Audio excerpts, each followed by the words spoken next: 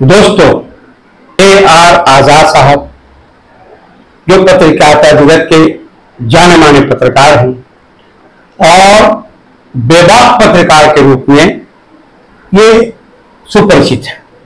मेरा अपना मानना है कि मुसलमानों में ऐसे ऐसे मुसलमान हैं जो चाहे तो अपना मीडिया हाउस खोल सकते हैं, प्रॉब्लम्स को कोई डिस्कस नहीं करता है, उनके प्रॉब्लम पर कोई डिबेट नहीं होता है, उनके बारे में कुछ बताई नहीं जाती है, उनके बारे में झूठी बात फैलाई जाती है, सब दिखलाने वाले लोग नहीं होते हैं। जो बहुत अच्छे और बिल्कुल ईमानदार पत्रकार हैं वो दिखाते हैं, वो बताते हैं। तो क्यों नहीं मुसलमानों का एक गंभीर तबका ये सोचे कि वो अपना मीडिया हाउस चलाए और वो अपनी बात, अपने प्रॉब्लम्स और अपने डिमांड को सरकार को पेश कर सके, सरकार को मजबूत कर सके, सरकार उस पर अंकुश लगाने की वही कोशिश कर सके जो दूसरे बेबाक चैनलों पर होता है। तो सरकार विवश हो जाए, उनके प्रॉब्लम को सॉल्व करे। तो ऐसी क्या वजह है जो हम देखते हैं कि ना मुसलमानों में कोई नेता है और ना कोई अपना पत्र है, पत्रिका है, ना चैनल है। तो आप सिर्फ चैनल पर बात करें। जी ठीक है, आपने दो सवाल किए, एक मुस्लिम लीडरशिप पे और दूसरा सवाल है चैनल पे। मुसलमानों के साथ एक जो सबसे बड़ी दिक्कत है, या आप उसे कमी भी कह सकते हैं, जिनको जो शब्द शूट करे वो उसका मतलब उस हिसाब से ले। मुसलमान चाहते हैं कि हमारा सारा काम जो है दूसरे लोग अपने कंधे पर ले लें, यानी उनके काम का फर्ज निभाना दूसरे का जो है वो कर्तव्य है, उनका दायित्व बनता, और वो नहीं करते हैं ऐसा तो वो मुसलमानों के साथ जुल्म कर रहे हैं। जब तक मुसलमान इस बात को पर असहमति नहीं जताएंगे, वो अपने विचारों को खुद काटेंगे नहीं कि हमारे ख्यालात गलत थे, अब तक हम गलत सोचते आ रहे हैं, तब तक मुसलमानों के पास कुछ नहीं होंगे, न लीडरशिप होगी और न अपना मीडिया होगा। जी, अब सवाल उठता है कि दो चीज जो है मुसलमान जो है वो मीडिया के साथ नहीं आ पाए हैं मीडिया उद्योग में। उसकी वजह है कि आप चैनल की बात करें या अखबार की बात करें, मुसलमानों के पास अखबार तो है लेकिन उस लेवल पे नहीं है जिसको आप राष्ट्रीय कहते हैं। राष्ट्रीय स्तर पर कोई ऐसे अखबार नहीं है जिसका आप नाम ले सकते हो, एक भी अखबार है, लेकिन अखबार सैकड़ों निकल रहे हैं जो मुसलमान निकाल रहे हैं। जी, लेकिन वो राष्ट्रीय स्तर पर उनकी पहचान नहीं बन सके। सवाल है चैनल का। चैनल जो है वो यानी इलेक्ट्रॉनिक मीडिया एक बहुत बड़ा जो है वो पूंजी मांगता है। जी, और उस पूंजी के लिए एक अकेला आदमी कुछ कर नहीं सकता, उसके लिए आपको कुछ सहयोगियों की जरूरत होगी। यानी फिर जो है मुसलमान का जो इस्लाम धर्म बना था, मिल्लत कहते हैं कि आपस में मिल के रहिए, अपनी एकता दिखाइए। तो चैनल भी कहता है कि आप 5 मुसलमान, 10 मुसलमान, 20 मुसलमान जो पैसे वाले हैं वो मिल के चैनल खोल सकते हैं। जी, लेकिन इत्तेफाक ऐसा रहा है कि मुसलमान जो है वो एक साथ मिलने की कोशिश करे भी तो उनको मिलने नहीं दिया जाता, और मिलने के का एक मौका भी मिले तो वो लड़ाई झगड़े और एक दूसरे की कमी निकाल के वो सब अपने अलग अलग दिशा में डायरेक्शन में हो जाते हैं।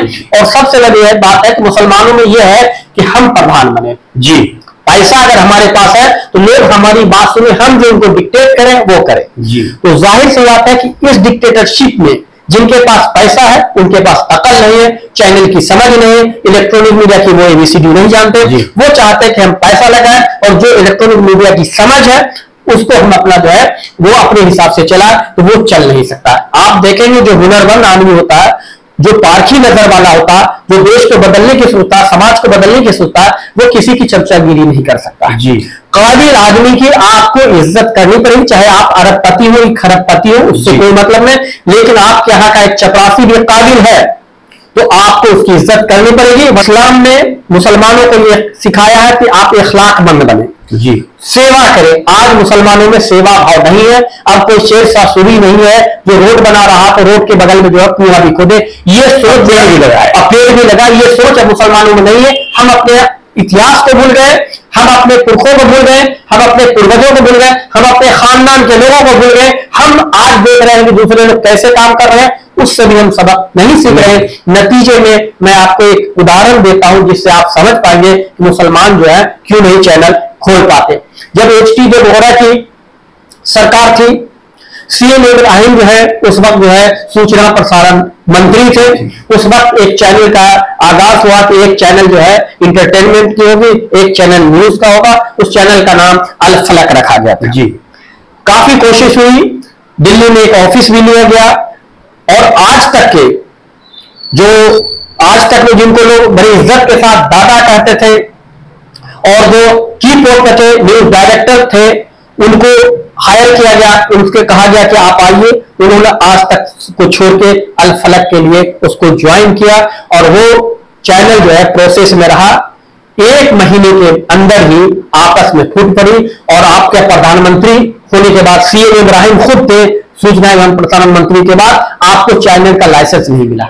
ये कितनी बड़ी बात है, आप विडंबना समझिए कि सूचना प्रसारण मंत्री उस चैनल का मालिक हो, यानी कि चैनल उसके डायरेक्शन में निकल रहा हो, और आप जो है अपने चैनल का जो है लाइसेंस तक नहीं ले पाते हैं। चैनल का लाइसेंस नहीं हुआ, आपस में जितने मुसलमान थे उन्होंने आपस में जो है वो नातफा की, नतीजे में वो चैनल नहीं मिल सका। काफी दिन के बाद फिर जो है कमर वहीद नकवी साहब को आज तक में वापस लौटना पड़ा, और चैनल नहीं बन सका। तो आप समझ सकते हैं कि जब इतने बड़े लोगों के रहने के बावजूद एक मुस्लिम चैनल या मुसलमानों का चैनल, इसलिए बात यहां हो रही है मुस्लिम चैनल, मुसलमानों का चैनल, वो चैनल तो देश का होता है। लेकिन सवाल एक अभी आपने जो किया था वो अपने प्रॉब्लम्स को, हाँ, कि वो मुसलमान, इसलिए कि मुसलमानों के जो प्रॉब्लम्स है जी, अगर आप उसको बताते हैं सही बात जी, क्या होता लगता है कि आप उसकी जो है आलोचना कर रहे हैं जी, आप उस पर उसको कीचड़ उछाल रहे हैं। जबकि हकीकत यह है कि अगर आप पर कोई कीचड़ उछालता, उंगली उठाता है,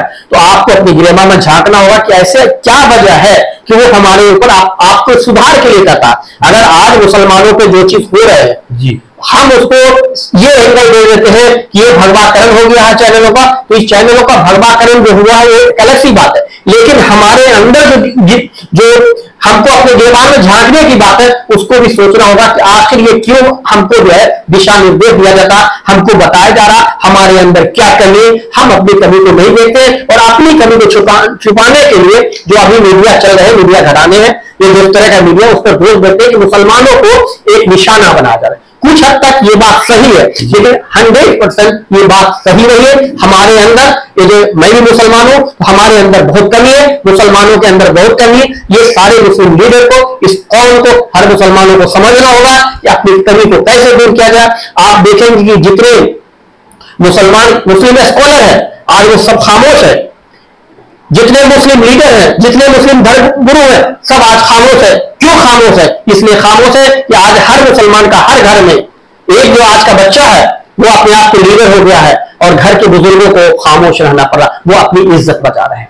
जब हम इस दौर में आ गए कि हमारे घर का नादान बच्चा हम पर हुकूमत करने लगे, तो सरकार अगर हुकूमत करती है तो हमको सरकार से क्या एतराज है?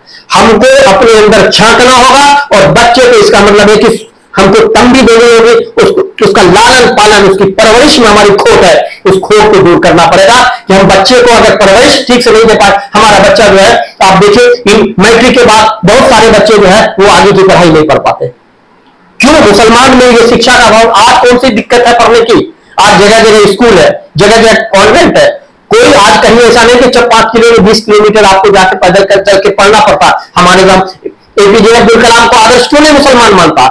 मुसलमान क्यों नहीं अपने बच्चे को कहता है कि तुम एपीजे अब्दुल कलाम को पढ़ो, उससे सीखो, सबक सीखो? उनको कितनी मेहनत करनी पड़ी। बच्चे को क्यों नहीं बताया जाता है कि वो छोटे से स्कूल भी जाते थे, पिताजी की बीड़ी की दुकान में बैठते थे, उनका जो बहनोई था गरीब परिवार से थे, तो नाव पर भी उनको ले जाता था, वो नाव में भी काम करते थे, उनसे अखबार भी भिजवाया जाता था, और इस तरह से करके जो उन्होंने पढ़ के जो है एक अणु लेके वो परमाणु बना दिए जी। तो इतनी बड़ी शख्सियत हमारे पास, उनके पास कौन रोल मॉडल नहीं बना रहे हैं। आप उनको रोल मॉडल नहीं बना रहे हैं, उनकी भी जयंती कौन मना रहा है? तो वही दूसरे पर जिनपर आप जो है आरोप लगाते हैं कि मुसलमानों को नजरअंदाज कर रहा, वो आपके एपीजे अब्दुल कलाम की गुणवत्ता को करके उनकी पूजा कर रहे हैं, उनकी मूर्ति स्थापित कर रहे हैं, उनके नाम पर चौराहे, चौक चौराहे बन रहे हैं, उनके नाम पर सोसाइटी बन रही है।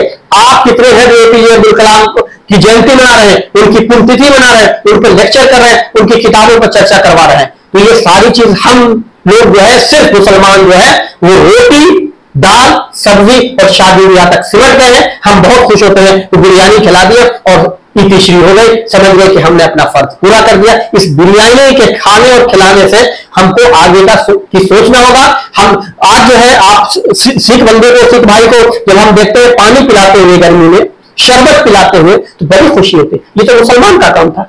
सही कहा आपने। ये मुसलमान करा रहे थे खाना खिलाना, ये मुसलमान का काम था। आज वो मुसलमान को खाना खिलाना आपने फर्ज से, आज मुसलमान को पता ही नहीं कि मुसलमान का मतलब क्या होता है। जो कहा है बिल्कुल सही कहा कि मुसलमान को रोटी और बूटी, इसी से फुर्सत नहीं है। अगर रोटी भरपेट मिल जाए और बूटी भी मनपसंद हो तो वो दुनिया की तरक्की में आगे बढ़ना चाहेगा, ना अपनी भागीदारी और जिम्मेदारी को अदा करता है। मेरा यह कहना है कि अगर ये सोच को हम अमली शक्ल बनाना चाहें तो हमें जैसे ऐसे लाइक माइंडेड लोगों को चुनना होगा जो बेलॉस हैं, जो बिजनेस माइंड मानसिकता के ना हो कि मैंने इतना पैसा लगाया है तो मेरी हिस्सेदारी इतनी होनी चाहिए। ऐसे लोगों को, जो मालदार लोग हैं, उनसे पैसा जमा करके एक चैनल को खड़ा किया जाए, उसमें अच्छे अच्छे पत्रकारों को, ईमानदार पत्रकारों की नियुक्ति की जाए, उसकी ट्रेनिंग की जाए और हम अपने न्यूज के जरिए ये साबित कर दें कि हम जो न्यूज देते हैं वो फैक्ट्स पर है, कोई अफवाह को हम न्यूज नहीं बनाते। आप जो कह रहे हैं, मैं आपकी भावना की कदर करता हूं, ऐसा होना चाहिए, ऐसा कई बार हुआ, लेकिन अभी तक वो कामयाब नहीं हुआ। आज से नहीं, मैं तो आपको 30 साल पहले तक की बात बोल रहा हूं कि अभी तक जो कामयाब नहीं हुआ, उसका एक कारण जो सबसे बड़ी हमारे अंदर कमी, हमारे अंदर का मतलब मैं मुसलमान के अंदर की बात कर रहा हूं, इनके अंदर कमी कि 5 लोग, ये 5 उंगली जो है मुट्ठी नहीं बन सकती, इसमें ताकत नहीं है। हम ये मुट्ठी बन ही नहीं सकते हैं। 5 मुसलमान जो है, आज का ऐसा नहीं कि मुसलमानों के पास पैसे नहीं, मुसलमानों के पास जितनी गरीबी है उतनी अमीरी भी है। वक्त की जो प्रॉपर्टी है, मामूली प्रॉपर्टी, हाँ, लेकिन ये प्लानिंग करके आप जो चाहेंगे, कोई एक बंदा ऐसा हो जिसके अंदर जज्बा भी हो और पैसा भी हो, वो अकेला तो कर सकता है। लेकिन आप चाहेंगे कि हम ग्रुप बनाकर पैसा उनसे ले, तो वो नहीं होगा। नहीं, हमारे ऐसे लोग जो प्लानर है उनके पास पैसे नहीं होंगे, जो ईमानदारी से पैसा कमाता है उनके पास बहुत पैसा नहीं हो सकता, और जो जिनके पास बहुत पैसा होगा उनके अंदर ईमानदारी नहीं होगा तो जज्बात नहीं होगा, तो काम ही नहीं करेगा। मानसिकता व्यापारी वाली मानसिकता, व्यापारी वाली। इसलिए जो लोग बेलौस सेवा करना चाहते हैं उनको उनके पास पैसा होना चाहिए। अब वो पैसा पहले के दौर में नहीं थे कि जो जमींदार टाइप के थे, अब जमींदार तो कोई रहे नहीं, जो लोग हैं सब बिजनेसमैन है, और बिजनेसमैन देखता है कि हमको किसमें फायदा है, किसमें फायदा नहीं। ये चैनल, ये अखबार के बिस्कुट के नहीं है कि हमको इसमें 25 पैसा, ये 10 पैसा, ये 5 ही पैसा आना, ये घाटे का सौदा। बिल्कुल, इस घाटे के सौदों को पाटने की एक कला है। उस कला में जो आदमी उसके एक्सपर्ट हैं, वो जब तक नहीं रहेंगे तब तक वो घाटा बढ़ता ही चला जाएगा, बढ़ता ही चला जाएगा, बंद हो जाए। तो इसलिए एक्सपर्ट की एक जरूरत होती है, और हमारे जैसे लोगों को जो पैसे वाले हैं वो बर्दाश्त नहीं कर सकेंगे, और वो अगर बर्दाश्त करेंगे तो हम उनके रवैये को बर्दाश्त नहीं कर सकते। यही वजह है कि कोई एक्सपर्ट, आपके पास सबसे बड़ी उदाहरण है कि जो लोग कौम के खातिर, कमर वहीद नकवी एक बड़ा नाम है मीडिया का, वो कौम के खातिर, देश के खातिर, कि भाई एक दबे कुचले के लिए गांधी जी के अंतिम व्यक्ति को भी कम से कम न्यूज में उनकी बातों को रखा जाए, इसलिए वो आपके अल फलक को उन्होंने ज्वाइन किया, और उनके साथ खुद जो है इन लोगों ने क्या व्यवहार किया कि वो आहत होके फिर वो लौट के चले गए। जब हम इतनी बड़ी शख्सियत को नहीं, उनकी कुर्बानियों का भी एहसास नहीं था, तो आप समझ लें इस कौम को, सबसे पहले तो इस कौम को एक लीडर की जरूरत है, एक धर्मगुरु की जरूरत है, एक मार्गदर्शक की जरूरत है, जो अब नहीं है। यही वजह है कि हम राजनीति में भी फिल्लोर है। हम इस बात को मैं यही खत्म करता हूं आपके शुक्रिया के साथ कि आपकी जो बेबाकी है वो गुफ्तगू में झलकती है, और एक मुसलमान को अंदर और बाहर यकसा होना चाहिए। यही एक मुसलमान के लिए बड़ी पहचान है कि वो मुनाफिक नहीं हो सकता, वो धोखेबाज नहीं हो सकता, वो जो बोलता है उसको अमल भी करता है। बहुत बहुत शुक्रिया।